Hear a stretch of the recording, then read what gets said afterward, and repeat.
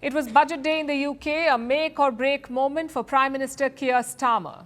He's battling record low approval ratings. He's facing alleged plots to oust him. So a lot was riding on today's budget. And things did not start well.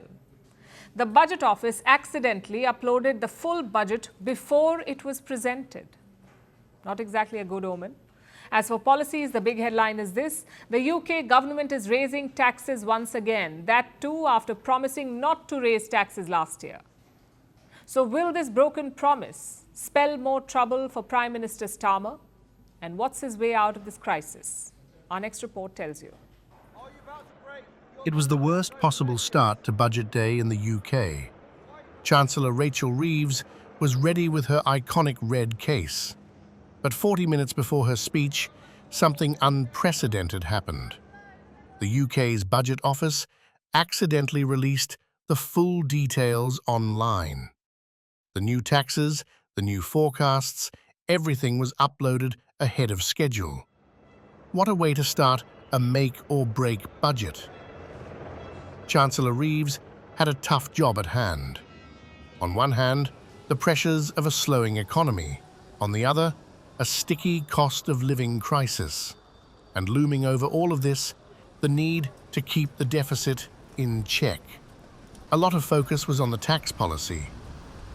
Last year, Reeves had raised taxes by £40 billion, but she promised it would be a one-off. Yet this time, more taxes have been announced.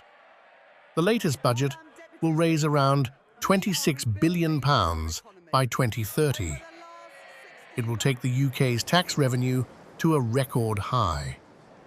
More than 38% of the GDP by the start of the next decade.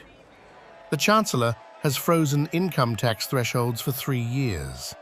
She has raised taxes on certain pension payments, on property and dividends, on electric vehicles, and on gambling. Properties worth more than £2 million will also attract more taxes. It's being called the mansion tax. In Parliament, Chancellor Reeves defended her policies. She tried to build a budget as a balanced one, something the opposition isn't buying. I said there would be no return to austerity, and I meant it. This budget will maintain investment in our economy and in our National Health Service. I said I would cut the cost of living, and I meant it. This budget will bring down inflation and provide immediate relief for families.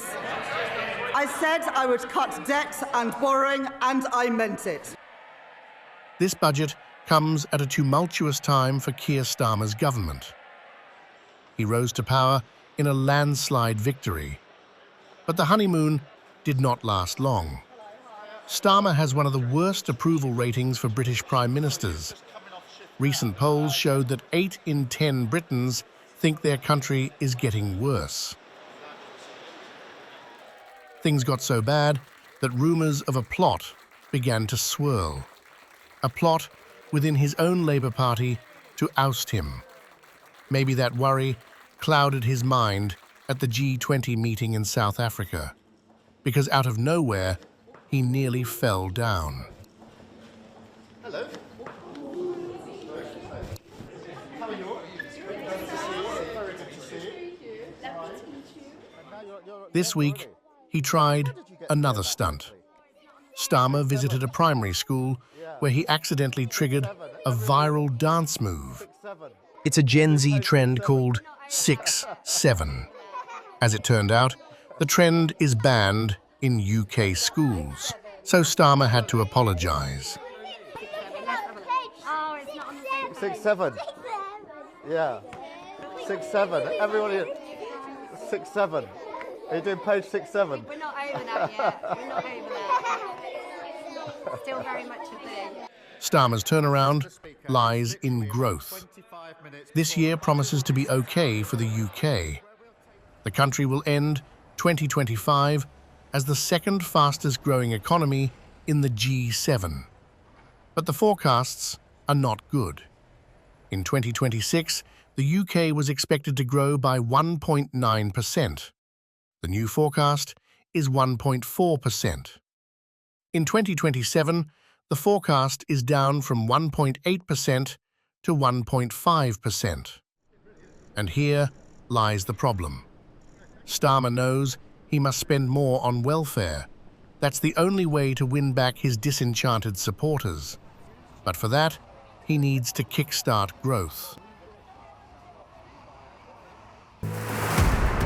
I wore the crown of a revolutionary. I promised to lift my nation. I claimed to fight imperialism. I became the very thing I warned against. I funded militias across continents. I feared my own shadow. Some called me the King of Kings. History calls me something else. The dictator. Who am I?